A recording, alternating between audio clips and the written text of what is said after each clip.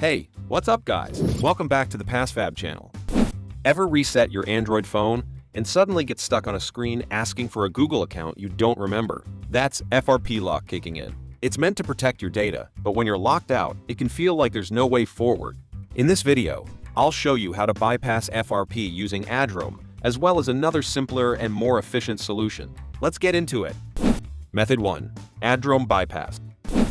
AddROM is one of the commonly shared solutions for FRP bypass. It's free and easy to find online, but the actual process takes a bit of effort to pull off. The biggest hurdle is getting access to a browser on a locked device. Depending on your phone and Android version, you may need to use accessibility features like TalkBack, specific gesture paths, or hidden setup menus just to open a web page. These entry points are not consistent. On newer Android systems, many of these methods are restricted or patched, so it may take a few tries before you can even reach the browser. Once you're in, go to the AddROM page. Scroll down until you find the FRP bypass APK or related tools. Download and install the required file. After installation, follow the prompts to open system settings or reach areas that allow you to bypass the Google verification screen. In real use, this process is rarely smooth. Some APK files may fail to install, or the device may block certain steps depending on system security. So while AddROM can work, it usually involves trial and error and depends heavily on your specific device and Android version. Method 2. PassFab Android Unlocker. If you want something more stable and less time-consuming, this method is much more straightforward. Download and install PassFab Android Unlocker on your computer. Open the program and choose Remove Google Lock. Select Samsung.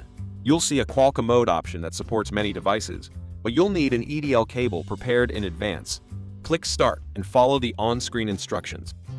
Power off your device first. Then, hold down the volume up, volume down, and EDL cable buttons and connect the device to your computer using the EDL cable. After a few seconds, release the volume buttons while keeping the device connected. Then, press the volume up and volume down buttons simultaneously 15 times. Once the device is detected, confirm your device model on the screen. Click Next and let the software handle the removal process. After a few minutes, your phone will restart. The Google verification screen should no longer appear, and you can set up your device normally. So these are the two main approaches. The AddROM method is still a workable option if you're okay with testing different tricks and dealing with system limitations. If you prefer a smoother and more predictable process, the software method is a better choice, especially on newer Android versions. You'll find the related links in the description. If this helped you out, make sure to like the video and subscribe for more straight-to-the-point Android guides. That's it for today. Thanks for watching, and I'll see you in the next one.